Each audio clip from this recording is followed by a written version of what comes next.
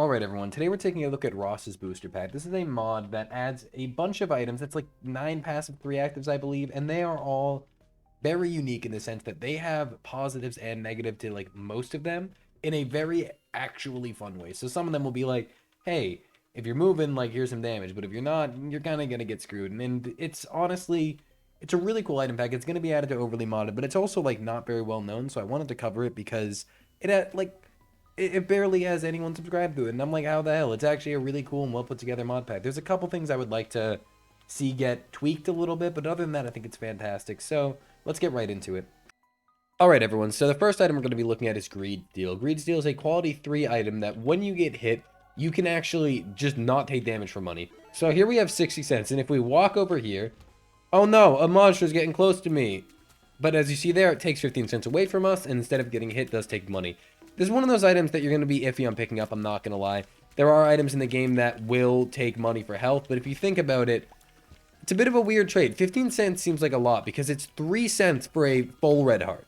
So if you're getting hit for 15 cents, that's like weird. But at the same time, let's test right now to see if your deal with the devil chance actually stays. As you see here, we have a 100% deal with the devil chance and 20 cents. If we go into a room up here and take some damage, bam, we do keep our deal with the devil chance. And then upon getting hit again, we lose it. So it's an item that it's actually pretty good for preserving deal with the devil chance because it's like you're paying 15 cents, but 15 cents to keep your deal with the devil, it can add up. So really, it's not a bad item, but it's only situationally good if you're not worried about money that run.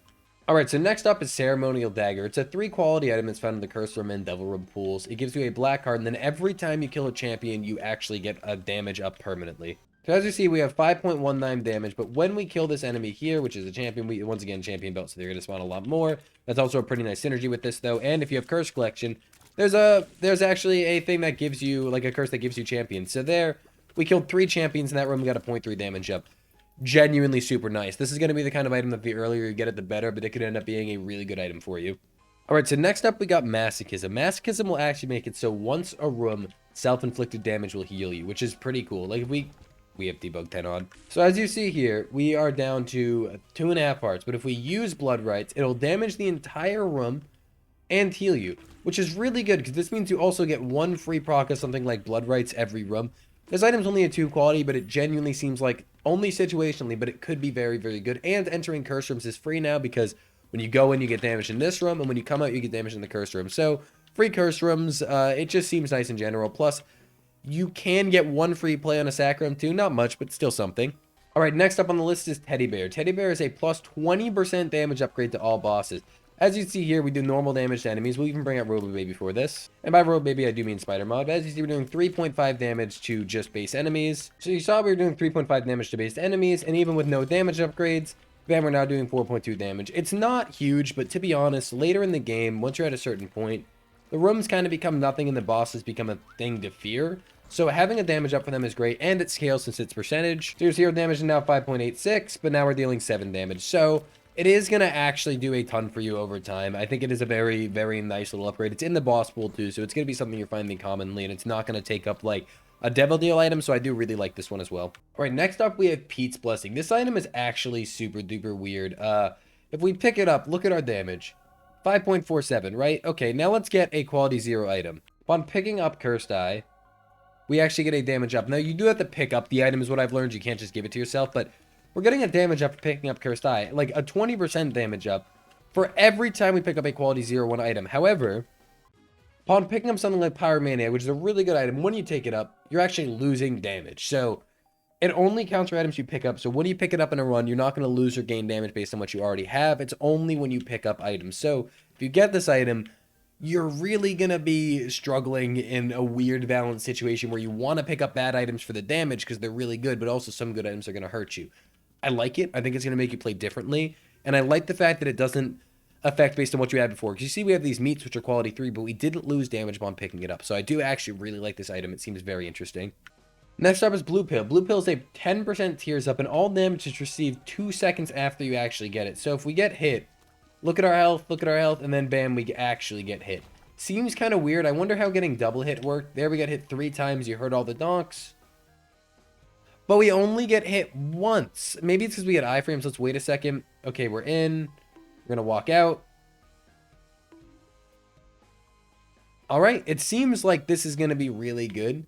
Like, really good. However, for stuff like sacrums, if you notice here, it is changing the sacrum payout. Oh, wait.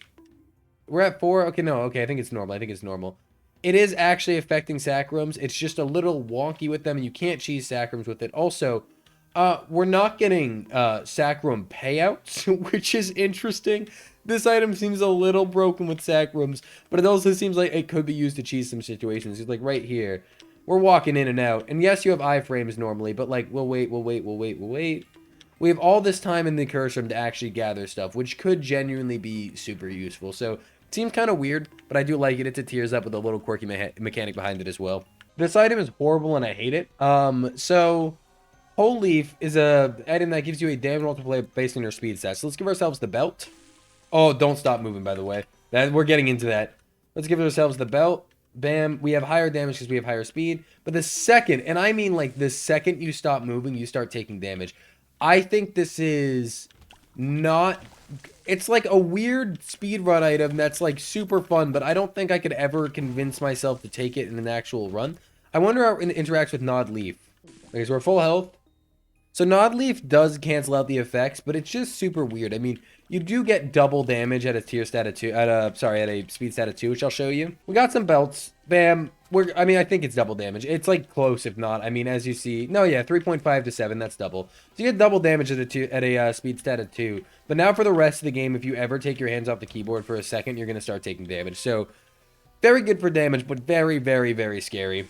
Next up is Pistachio Milk. Pistachio Milk is actually pretty cool. At the beginning of every single floor, your tiers will be set to 120. And then as you shoot, your tiers will actually go down. So let's show this off by entering a room over here. Also, I'm used to having 2 speeds. This is weird. Let's go over here. Bam.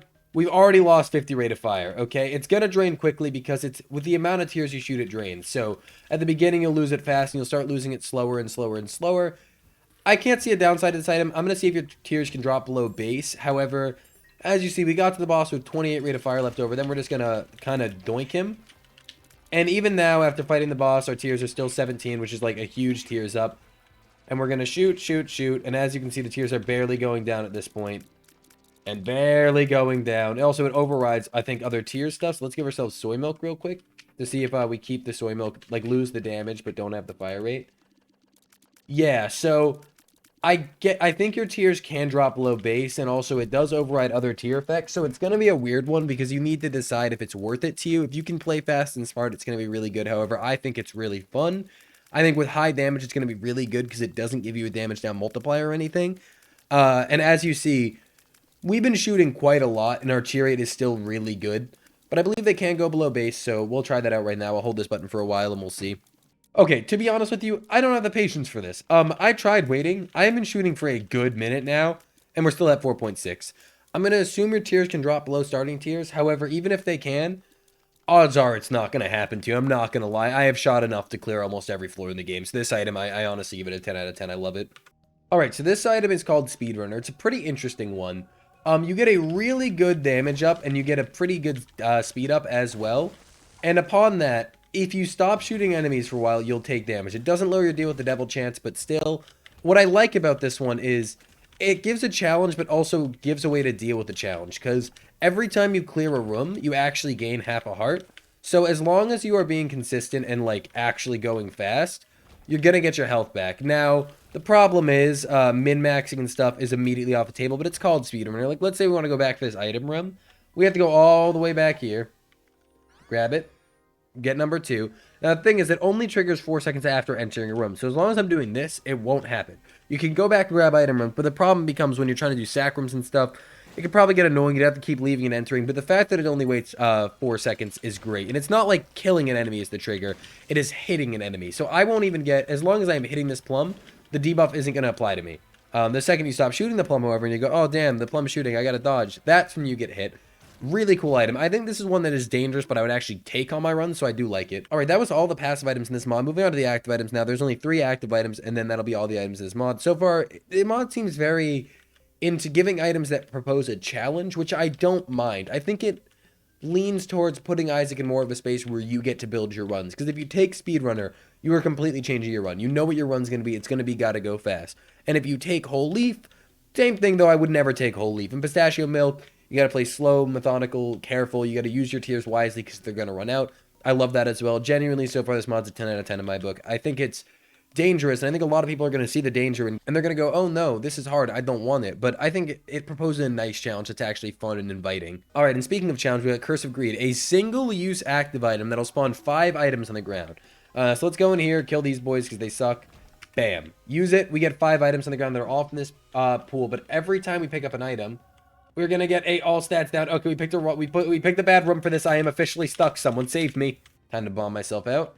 Okay. So as you see, from picking up all these items, we are kind of in a good spot with Cracked Key, with Gimpy, with Euthanasia, with Heartbroken, which is an interesting one for damage. Kind of in a good spot with all those, but it's a minus 5% all stats down. What I like about this one is you get to choose the items. It's not upon use, it's upon pickup. So you get to choose if the items are worth the stat down. So I really do like this one. And 5 from any item room means guaranteed RK every run, just saying. Alright, next up is Golden Cross. It'll remove all curses from the current floor except Labyrinth, and it'll give you 1 HP if successful. It is a 12 room charge active item. We don't have a curse here, so let's go to a floor where we do. Alright, so we have Curse of the I Can't See My Map, and if we use the active item, bam, a full health up that actually comes to the heart container pre-installed, that's filled up, and we get the curse removed. Really solid, and no curses for the rest of the run pretty much, and free health ups. It's basically like Maggie's Faith, but like times 20. I'm a big fan of this. And the random golden pill. Yay! That was a short-ass golden pill, but yeah, so it doesn't do anything if you don't have a curse. It won't hurt you, it won't affect you. Like, negatively, it'll just exist. Alright, and last but not least is Devil's Tonic. Devil's Tonic, I believe this is a Risk of Rain reference, which a couple of these have been, for instance, the teddy bear, which even though, I think the teddy bear wasn't, Ceremonial Dagger is also a lot of Risk of Rain references. I didn't really point it out, but I think there are a few in here. Devil's Tonic is plus 30% stat bonus for the current run. That's really huge, but every time you use it, you have a 25% chance to gain an addiction, which will give you a minus 10% stats down permanently for every stack of addiction.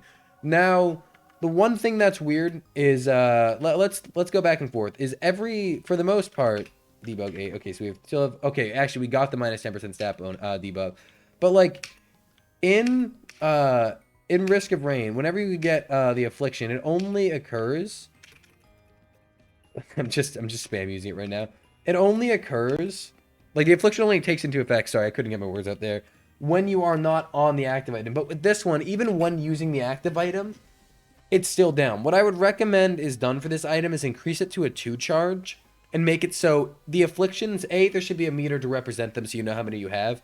B, when you are, like, when the active item is on, the Affliction shouldn't take effect. That way, you always get this 30% buff, like, when you use the item, but the 10% buff is going to affect you when you can't use it. I think that would be the best way to improve this. I don't see this item being usable because it's only a 30% buff, and if you have basically every 4 uses, you're going to get a Affliction on average. The second you get 3 Afflictions, now you're only going to keep base stats, like your normal stats when you get when this is active. So this item I think could use some work, but other than that, I think this mod is absolutely fantastic. I really, really do like it.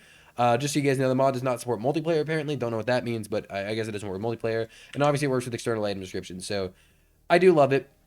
Genuinely really like this mod. I think it's really, really cool. I think this mod needs a bit more attention because it only has 140 subscribers right now. So I hope we can get more people to download this and look at it. Because I think work went into this that was actually, like, very nice. And the mod author put a lot of work through that seems really cool. So I would recommend checking it out. I think it's awesome. I think has some references that are really cool, and I think just in general it's a lot of fun that adds some interesting challenging items, which is really a really fun change of pace.